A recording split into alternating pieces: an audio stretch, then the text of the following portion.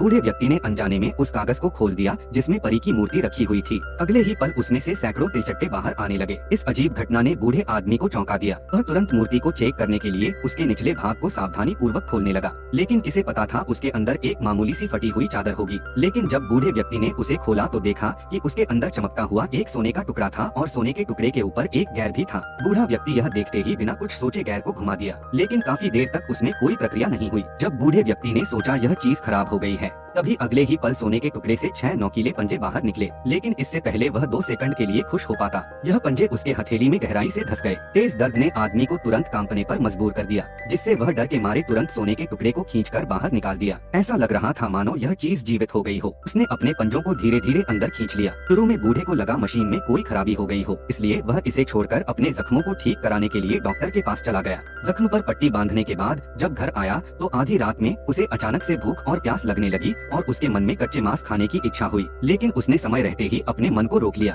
अगले दिन सुबह जब बूढ़े ने अपने चेहरे को देखा तो पाया कि वह पहले से जवान हो गया है। वह खुशी खुशी दुकान पर पहुंचा तो पाया कि दुकान का ताला किसी ने तोड़ दिया है। जब अंदर जाकर देखा तो अंदर का सारा सामान चारों तरफ बिखरा हुआ था और सामने के टेबल पर अपराधी ने अपना पता छोड़ गया था। बूढ़े को अचानक से याद आया कि कल दुकान में एक आदमी उस परी वाली मूर्ति को खरीदने के लिए आया हुआ था और उसने उचित दाम देकर उस मूर्ति को खरीद लिया था। बूढ़ा समझ गया कि यह उसी का काम है। तब जाकर बूढ़े आदमी को एहसास हुआ कि सोने के टुकड़े में कुछ राज की बात है। उस राज को जानने के लिए वह अगले दिन उस पत्ता पर पहुंचता है जहां पर उसके जैसे ही एक बूढ़ा व्यक्ति था। उसने बिना कुछ कहे एक पुरानी किताब निकाली जिसमें सोने के टुकड़े के बारे में पूरी जानकारी थी। वास्तव में इसे शैतानी चांदी के पंजे कहा जाता था। इसके अंदर एक रहस्यमय कीड़ा कैद था। जब यह कीड़ा पर्याप्त खून चूस लेता था तब यह एक विशेष पदार्थ छोड़ता है जिस व्यक्ति फिर से जवान हो जाता है। प्रशंसा।